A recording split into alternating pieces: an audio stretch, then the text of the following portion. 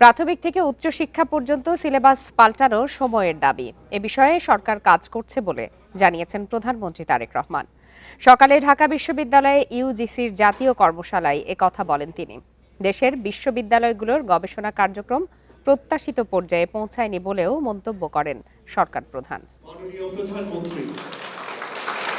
প্রধানমন্ত্রী হিসেবে প্রথমবার ঢাকা বিশ্ববিদ্যালয়ে তারেক রহমান উচ্চশিক্ষা ব্যবস্থার উন্নয়ন ও টেকসই রূপান্তর নিয়ে ইউজিসির কর্মশালা উদ্বোধন করেন তিনি। এ সময় প্রধানমন্ত্রী বলেন, শিক্ষা গবেষণায় দেশের বিশ্ববিদ্যালয়গুলো বৈশ্বিক র্যাঙ্কিংয়ে অনেকটাই পিছিয়ে, তাই প্রাথমিক থেকে উচ্চশিক্ষা পর্যায় পর্যন্ত সিলেবাস পাল্টানোর প্রয়োজন তুলে ধরেন তিনি। প্রাথমিক সিলেবাস থেকে শুরু করে উচ্চতর পর্যায় পর্যন্ত আমাদের শিক্ষা কারিকুলামগুলো একটু নতুনভাবে সাজানো বোধহয় এখন সময়ের দাবি। নৈতিক মূল্যবোধ সম্পন্ন কর্মসূচি শিক্ষা ছাড়া বেকারত্ব নিরসন মনে হয় খুব সম্ভব হবে না। সময় উপযোগী শিক্ষা কারিকুলাম ছাড়াও বৈশ্বিক প্রতিযোগিতায় টিকে থাকা মনে হয় সম্ভব নয়। প্রধানমন্ত্রী বলেন, পেশাগত দক্ষতার অভাবে দেশে বেকারত্ব বাড়ছে। এজন্য পুঁথিগত শিক্ষার চেয়ে ব্যবহারিক ও উদ্ভাবনী শিক্ষায় জোর দিচ্ছে বর্তমান সরকার। বিশ্ববিদ্যালয় গবেষণা এবং উদ্ভাবনের দিকে মনোযোগ না দিলে মনে হয় প্রতিযোগিতামূলক বিশ্বে আমাদের টিকে থাকা কিছুটা হলেও কষ্টসাধ্য হয়ে পড়বে। বিশ্ববিদ্যালয়ের উদ্ভাবন কিংবা গবেষণা কার্যক্রম এগিয়ে নিতে সরকার অর্থ বরাদ্দ দেবে। প্রধানমন্ত্রী বলেন, সমাজ ও দেশের উন্নয়নের জন্য বিদেশে মেধা পাচার বন্ধ করতে হবে। বিশ্ববিদ্যালয়গুলোর গবেষণা কার্যক্রম সহ সার্বিক উন্নয়নে সাবেক শিক্ষার্থীদেরও এগিয়ে আসার আহ্বান জানান তারেক রহমান। কিন্তু বিশ্ববিদ্যালয়ের গবেষণা এবং উদ্ভাবন কার্যক্রমকে এগিয়ে নিতে সাধারণত পৃষ্ঠপোষকতা করে থাকে। আল আমিন হোসেন, ইন্ডিপেন্ডেন্ট নিউজ, ঢাকা। শিক্ষার্থীরা হলো কোরবানির ঈদকে সামনে রেখে নাটোর ও লক্ষ্মীপুরের খামারগুলোতে স্থানীয় চাহিদার দ্বিগুণ পশু পালন করছেন খামারিরা। তবে পশু খাদ্যের দাম বাড়ায় এই বছর লাভ কম হওয়ার শঙ্কা তাদের। প্রতি বছর জেলার চাহিদা মিটিয়ে এই জেলা দুটির খামারের পশু বিক্রি হয় দেশের বিভিন্ন স্থানে। প্রাকৃতিক খাবার খাওয়ানোর মাধ্যমে গবাদি পশু পালন করায় সারা দেশেই রয়েছে নাটোরের গরুর চাহিদা। কোরবানি ঈদ সামনে রেখে জেলার ২১,৩৭৪টি খামারে এবছর পালন করা হচ্ছে ৪,৭৫,৪৪৭টি গরু। তবে স্থানীয় চাহিদা ২,৭৪,৬১১টি গরুর। গোখাদ্যের দাম বেশি হয় লাভ কম হওয়ার আশঙ্কা খামারিদের। ১১০-২০টি গরু লালন পালন করেছি। এই গরুগুলো সম্পূর্ণ দেশীয় খাবার দিয়ে লালন পালন করা হয়েছে। এর মধ্যে নেপালি গির আছে, রাজস্থানী গরু আছে। গরু বিক্রি করতে যায় মাজান দাম পায় না, খাদ্যের দাম খুবই বেশি বর্তমানে, ওই জন্য এবার শুধু 10টা। জেলা প্রাণী সম্পদ বিভাগের দাবি, এবারের হাটে বিদেশি গরু আসার সম্ভাবনা নেই। এতে লাভবান হবেন দেশি খামারিরা। বিদেশ থেকে কোনো গবাদি পশু আসার কোনো সংখ্যা নেই, তারা যথার্থ মূল্য পাবে। এবং আমাদের এই হৃষ্টপুষ্ট খামারের কেউ যদি মনে করে যে আমরা ঋণ নিব, এই ঋণেরও ব্যবস্থা আছে। কোরবানি উপলক্ষে লক্ষ্মীপুরে পশু লালন পালন চলছে ৩,০০০ খামারে। প্রাকৃতিক খাবার দেওয়ার পাশাপাশি পশুদের সুস্থতা নিশ্চিত করতে চিকিৎসক দিয়ে চলছে নিয়মিত স্বাস্থ্য পরীক্ষা। এখন ধরি ইন্ডিয়ার থেকে গরু ছাড়ে, তাইলে তো আমরা ভাই মার্ডার। আমরা দেখা গেছে লোন লই, কিস্তি লই, এই মিলে আমরা গরুটা লালন পালন করি। লক্ষ্মীপুর, মাইজদি, রায়পুর, রামগঞ্জ, সোনাইমণি, এখান থেকে মানুষ দূরত্ব এখানে আসি গরু কেনাকাটা করে। গরুর লালন পালন, চিকিৎসা সহ নানা বিষয়ে খামারিদের পরামর্শ দেওয়া হচ্ছে বলে জানালেন প্রাণী সম্পদ কর্মকর্তা। সার্বিকভাবে গবাদি পশুর যারা হৃষ্ট পোষণ করছে, আমাদের উপজেলা প্রাণী সম্পদ কর্মকর্তা এবং আমরা সার্বক্ষণিকভাবে তাদের মনিটরিংয়ে রাখছি এবং তাদের সহযোগিতা করে যাচ্ছি। সীমান্ত পথে ভারত থেকে গরু আসা বন্ধে সরকারের পদক্ষেপ চাইছেন খামারিরা। সোহেলি জাহান, ইন্ডিপেন্ডেন্ট নিউজ। এ বিষয়ে আরো বিস্তারিত জানাতে এই মুহূর্তে লক্ষ্মীপুর ও নাটোর থেকে যোগ দিয়েছেন সহকর্মীরা। শুরুতেই চলে যাচ্ছি লক্ষ্মীপুরে, সেখান থেকে আছেন সহকর্মী আব্বাস হোসেন। আব্বাস হোসেন, লক্ষ্মীপুরের দেশি গরুর একটি সুনাম রয়েছে সারা দেশে, সেখানে প্রাকৃতিক খাবার দেওয়া হয় এবং দামও সেই তুলনায় দেখা যায় যে ঠিকঠাকই থাকে। এবছর কি অবস্থা, খামারিরা কি বলছেন, তারা দাম নিয়ে কতটা আশাবাদী? হ্যাঁ, লক্ষ্মীপুর জেলার যে 5টি উপজেলা রয়েছে, 5টি উপজেলায় ছোট বড় মিলে প্রায় ৩,০০০ খামার রয়েছে। আর এই ৩,০০০ খামারে কিন্তু এখন পর্যন্ত প্রায় ৯৫,০০০ পশু লালন পালন করেছে। এর মধ্যে যে পশুর চাহিদা রয়েছে ৮৬,৬৫৬টি। এর বাইরে কিন্তু অতিরিক্ত গরু এখন রয়েছে এমনটি প্রাণী সম্পদ বিভাগ থেকে জানানো হয়েছে। তবে আমি এখন যে খামারে রয়েছি এটি এবি অ্যাগ্রো ফার্ম। এই অ্যাগ্রো ফার্মে কিন্তু আমরা দেখেছি প্রায় 200-র মতো গরু তারা লালন পালন করছে। এর বাইরেও কিন্তু যে এর অন্যান্য যে খামারগুলো রয়েছে সেখানেও কিন্তু একই অবস্থা, প্রাকৃতিক উপায়ে অর্থাৎ দেশীয় খাবার দিয়ে কিন্তু ওরা তাজা করা হচ্ছে, কিন্তু কোনো ধরনের অন্য কোনো উপায়ে কিন্তু এই গরু যে পশু রয়েছে সেগুলো মোটা তাজা করা হচ্ছে না। এখানে প্রাকৃতিক উপায়ে ভুসি বা অন্যান্য খোল বা যে খড় রয়েছে সেগুলো দিয়ে তারা এই যে লালন পালন করছে। তবে এই এবি অ্যাগ্রো ফার্মের যিনি মালিক রয়েছেন আবুল বাশার, তার সাথে আমার কিছুক্ষণ আগে কথা হয়েছে। তিনি যেটি জানিয়েছেন এবার তারা কিন্তু গতবারের তুলনায় এবার যে গরুর যে দাম সেটি বাড়বে। এই বাড়ার পিছনে তারা যে যুক্তি দেখিয়েছে বা যে কারণ দেখিয়েছে সেখানে প্রায় প্রতিটি গরুতে গোখাদ্য বা ওই শ্রমিক সহ অন্যান্য খরচ পড়েছে প্রতি গরুতে 15 থেকে 20,000 টাকা। এই কারণে কিন্তু পশুর দাম বাড়বে, কিন্তু এছাড়া অন্য যেভাবে রয়েছে কিন্তু পশুর দাম না বাড়ার আশঙ্কা করেছেন বা সংখ্যা করেছেন তারা। কিন্তু তারা বলছেন যদি এই খামারি শুধু মালিক না, অন্যান্য মালিকরা বলছেন যদি বাইরে থেকে গরু না আনা হয় তাহলে কিন্তু এবার দেশীয় গরু দিয়ে কিন্তু পুরোপুরি যে পশুর যে চাহিদা সেটি পূরণ করা যাবে। আর বা যে ভারতীয় গরু যেটি সেটি না হলে এবার চলবে এমনটি তারা বলছেন, যেন যেভাবে হোক ভারতীয় গরু যেন বন্ধ করে এমনটি জানিয়েছে। তবে আমি এখানে পশু সম্পদ যিনি বিভাগের যিনি কর্মকর্তা রয়েছেন AKM ফজলুল হক, তার সাথে কথা বলেছি।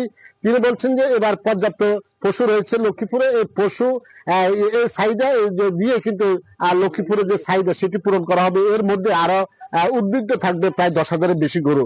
তবে ভারতীয় যেন গরু কোনোভাবে প্রবেশ না করতে পারে সে ধরনের যে নির্দেশনা দেওয়া হয়েছে, খামারিদেরকে নির্দেশনা দেওয়া হয়েছে। আর খামারিরা বলছেন যেন ভারতীয় যে পশু যেন কোনোভাবে এই দেশে প্রবেশ না করতে পারে, তাহলে তারা লোকসানে পড়বে না, নয়তো তারা লোকসান হবে না, তাদের যে লাভবান হবে না এমনটি আশা করছেন। এখন পর্যন্ত কিন্তু খামার ছাড়া এখন পর্যন্ত বাজার কিন্তু জমে ওঠেনি, বাজারটি হয়তো আরো 2-1 দিন পরে জমে উঠবে এমনটি আশা করছেন আব্বাস এখানকার হোসেন, খামারিরা। আপনি আমাদের সাথেই থাকুন। এবারে একই বিষয়ে জানতে চলে যাচ্ছি নাটোরে, সেখান থেকে আছেন সহকর্মী বাপ্পি লাহিড়ী। বাপ্পি লাহিড়ী, নাটোরের গরুরও তো বেশ সুনাম রয়েছে, বেশ পরিচিতি রয়েছে নাটোর সহ আশপাশের জেলা এবং দেশের বিভিন্ন জেলায়। সেক্ষেত্রে নাটোরে কোরবানির ঈদকে সামনে রেখে খামারিরা কি ধরনের প্রস্তুতি নিচ্ছেন?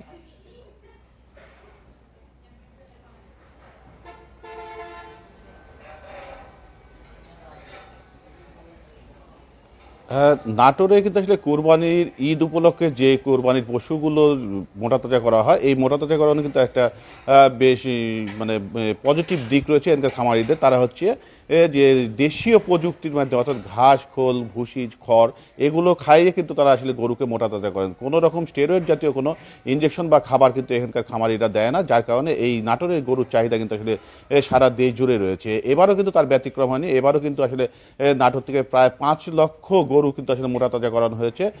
জেলার কিন্তু 7টি উপজেলা প্রায় 21,000-এর অধিক খামারে কিন্তু আসলে এই গরুগুলো মোটাতাজাকরণ করা হয়। এর মধ্যে যে নাটোরের যে জেলার যে চাহিদা রয়েছে 2,74,000 এর মতন, এই চাহিদা মিটিয়ে কিন্তু বাকি যে 2 লাখের অধিক কোরবানির পশু কিন্তু দেশের বিভিন্ন হাটে নিয়ে গিয়ে বিক্রি করা হবে। এবং তবে আরেকটি বিষয় যে এই গরুর চাহিদা থাকার কারণে কিন্তু আসলে নাটোর থেকে গরু বিক্রি করতে তাদের কিন্তু আসলে অন্যান্য হাটে যাওয়া অনেকটাই কম লাগে। বিভিন্ন জেলার যে গরুগুলো রয়েছে যারা হাটে গিয়ে বিক্রি করে, কিন্তু এখানকার নাটোরের গরুর চাহিদা থাকার কারণে কিন্তু আসলে এই গরুগুলো খামার থেকে বিক্রি হয়ে যায়। আমি এখনও যে খামারটিতে রয়েছে এই খামারটিতেও কিন্তু আসলে এখনই কিন্তু আসলে কাস্টমাররা কিন্তু এসে তাদের গরুর দাম দর করা শুরু করেছে, এমনটি আমাদেরকে এখান থেকে জানিয়েছেন। তবে তারা আশঙ্কা করছেন যে আসলে এইবার কিন্তু আসলে গরুর দামটা কি হবে, তাদের লোকসানের একটা আশঙ্কাও করছেন। যেমন আবার তারা মনে করছেন যে যেভাবে তাদের কাছে ক্রেতা আসে তাতে মনে হয় না যে খুব একটা লোকসান হবে, দাম পাবেন বলে এরকম আশাও করছেন। যেহেতু এখনো গরু বিক্রি শুরু হয়নি তার কারণে এখনো সঠিকভাবে কোনো দামের তথ্যটা তারা দিতে পারছেন না।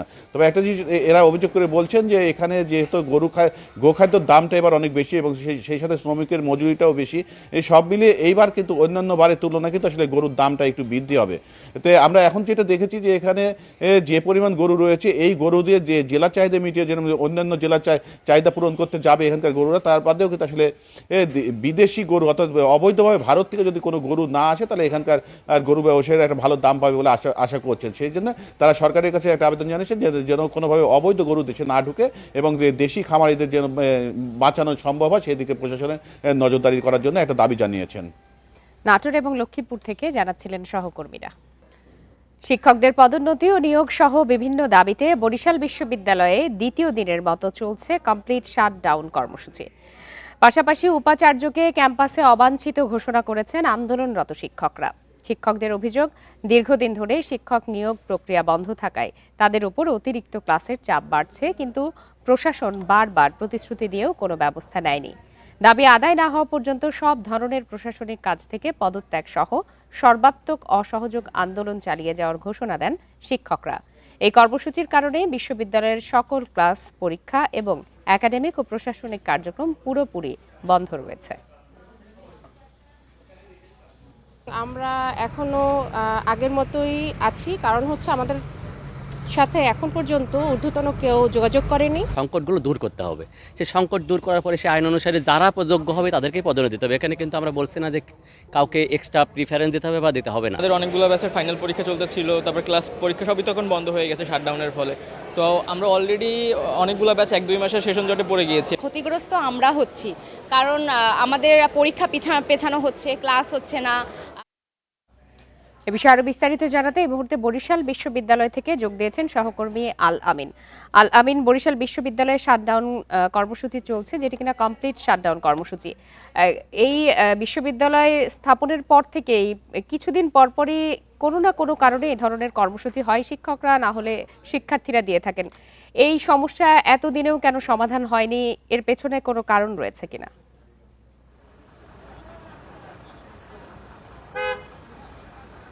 দেখুন, প্রথমত হচ্ছে যে আসলে বরিশাল বিশ্ববিদ্যালয়ে এই গত মাস থেকে চলতি মাসে কিন্তু আসলে শিক্ষকরা বেশ কয়েকবার এই কর্মসূচি দিয়েছেন। এর আগে কিন্তু আমরা দেখেছি যে শিক্ষকদের পক্ষ থেকে একজন শিক্ষক তিনি কিন্তু আমরণ অনশনে বসেছিলেন, তারপরেই কিন্তু অসহযোগ আন্দোলনের ডাক দিয়েছিলেন শিক্ষকরা, তারপরে কমপ্লিট শাটডাউন, এবং এবারে কিন্তু আসলে এই দ্বিতীয় ধাপে কিন্তু তারা আবারও কমপ্লিট শাটডাউনের ডাক দিয়েছেন।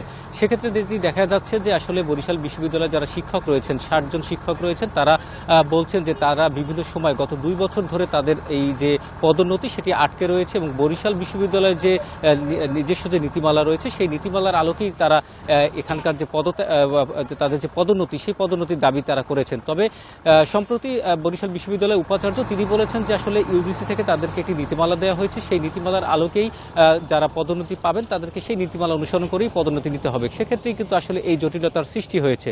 এখন যারা শিক্ষক রয়েছেন তারা বলছেন যে আসলে এখন তারা আর বরিশাল বিশ্ববিদ্যালয়ের প্রশাসন এবং অন্য কারো কাছে তারা এই দাবি করছেন না, তারা সরাসরি সরকারের কাছে দাবি করছেন যাতে তাদের যে সমস্যাগুলো রয়েছে সেই সমস্যাগুলোর সমাধান করা হয়। তাদের অভিযোগ হচ্ছে যে দীর্ঘদিন ধরে কিন্তু আসলে বরিশাল বিশ্ববিদ্যালয়ে বেশ কয়েকজন উপাচার্য এসেছেন এবং তারা আবার অনেকে চলেও গিয়েছেন, তাদের মেয়াদ শেষ হয়েছে, চলে গিয়েছেন, কিন্তু তাদের যে সমস্যা সেই সমস্যার কিন্তু আসলে সমাধান হচ্ছে না। এখানে 25টি বিভাগ রয়েছে, 25টি বিভাগে যে শিক্ষক রয়েছে একজন শিক্ষকের পক্ষে তাদের বেশ কয়েকটি ক্লাস নিতে হচ্ছে, তাদের বেশি সময় দিতে হচ্ছে, যার ফলে শিক্ষকরা কিন্তু আসলে ক্লান্ত বলে তারা কিন্তু বলছেন যে আসলে তাদের পক্ষে এতগুলো ক্লাস নেওয়া কিন্তু সম্ভব নয়। সেক্ষেত্রে তারা শিক্ষক সংকট দূরীকরণের জন্য বারবার আবেদন করেছেন। সেই আবেদনের প্রেক্ষিতে বরিশাল বিশ্ববিদ্যালয়ে এখন পর্যন্ত কোনো শিক্ষক নিয়োগ হচ্ছে না। এই নিয়োগ জটিলতা এবং পদোন্নতি যে জটিলতা রয়েছে সেই জটিলতা নিরসনের জন্য তারা কিন্তু এই আন্দোলনে নেমেছেন, এবং এই আন্দোলনের কিন্তু আসলে মূল ক্ষেত্রে ক্ষতিগ্রস্ত হচ্ছে শিক্ষার্থী যারা রয়েছেন তারা যেটি বলছেন যে এই শিক্ষা কার্যক্রম বন্ধ থাকলে তাদের যে সেশন জট সেটি কিন্তু আসলে ধীরে ধীরে বাড়বে। ইতিমধ্যে কয়েকটি সেশন জট তাদের সৃষ্টি হয়েছে এবং এই আন্দোলন চলতে থাকলে কিন্তু তাদের সেশন জট কিন্তু আরো বাড়বে। তারা কিন্তু আসলে এটি নিয়ে শঙ্কা প্রকাশ করেছেন। তো এই ছিল আমার কাছে বরিশাল থেকে জানাচ্ছিলেন সহকর্মী আল আমিন। হবিগঞ্জ সিলেট রুটে বিরতিহীন বাস চলাচলে বাধা ও বাস আটকে রাখার প্রতিবাদে অনির্দিষ্টকালের জন্য বাস চলাচল বন্ধ করে দিয়েছে জেলা মোটর মালিক গ্রুপ। সকাল থেকে হবিগঞ্জ থেকে সিলেটের বিভিন্ন রুটে কোনো বাস ছেড়ে যায়নি। জেলা মোটর মালিক গ্রুপের সাধারণ সম্পাদক সোহেল চৌধুরী জানান, গত 10 মে মৌলভীবাজার মোটর মালিক সভাপতি আব্দুর রহিম রিপনের নেতৃত্বে শেরপুর এলাকায় হবিগঞ্জ সিলেট বিরতিহীন বাসগুলো আটকে রাখা হয়। এই ঘটনার প্রতিবাদে সকাল থেকে অনির্দিষ্টকালের ধর্মঘট শুরু করেন তারা। পূর্ব ঘোষণা ছাড়াই বাস বন্ধ থাকায় দুর্ভোগে পড়েন যাত্রীরা। বিকল্প হিসাবে বেশি ভাড়ায় সিএনজি অটোরিকশা করে গন্তব্যে যেতে হচ্ছে তাদের। আমি এখন সিলেট যাবো আর কি, আসলে ভোগান্তির শিকার। কিভাবে যাব?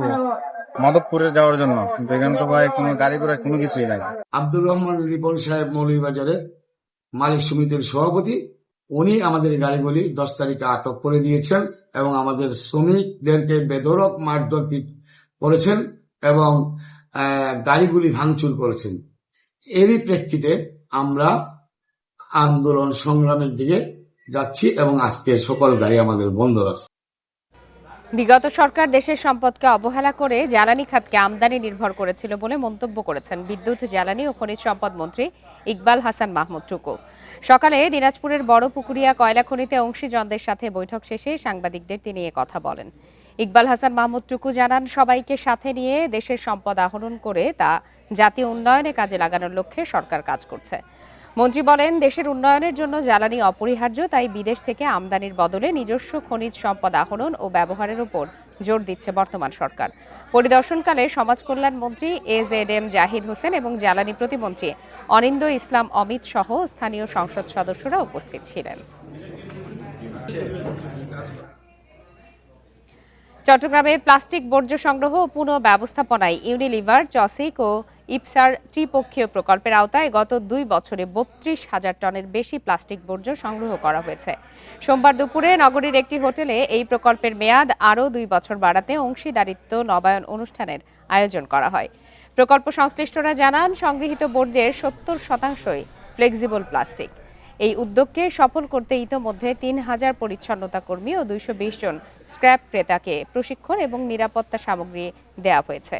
ইউনিলিভার বাংলাদেশের এমডি রুহুল কুদ্দুস খান বলেন, প্লাস্টিক সমস্যা মোকাবেলায় দীর্ঘমেয়াদী কাঠামোগত সহযোগিতা প্রয়োজন এবং ইউনিলিভার এই ভ্যালু চেইনে সব সময় পাশে থাকবে। অনুষ্ঠানে প্রধান অতিথি ছিলেন চট্টগ্রাম সিটি কর্পোরেশনের মেয়র ডাক্তার শাহাদাত হোসেন। আপনার বাসা থেকে কি সুন্দরবনে নদী ও খাল ঘেঁষে জোয়ার ভাটার প্লাবন ভূমিতে গড়ে ওঠা রিসোর্ট পর্যটকদের নিরাপত্তার ঝুঁকি বাড়িয়েছে। গবেষকরা জানান, নীতিমালা না থাকায় এমনটা হচ্ছে। বন ও পরিবেশ প্রতিমন্ত্রী বলছেন, সরকার পর্যটন ব্যবসায়ী ও বনজীবীদের ডিজিটাল পরিচয়পত্র দেবে, যাতে সুন্দরবনের সংরক্ষিত এলাকায় কেউ ঢুকলেই খুদে বার্তায় মিলবে তাদের তথ্য। সেই অনুসারে সরকার নিরাপত্তা নিশ্চিত করতে পারবে।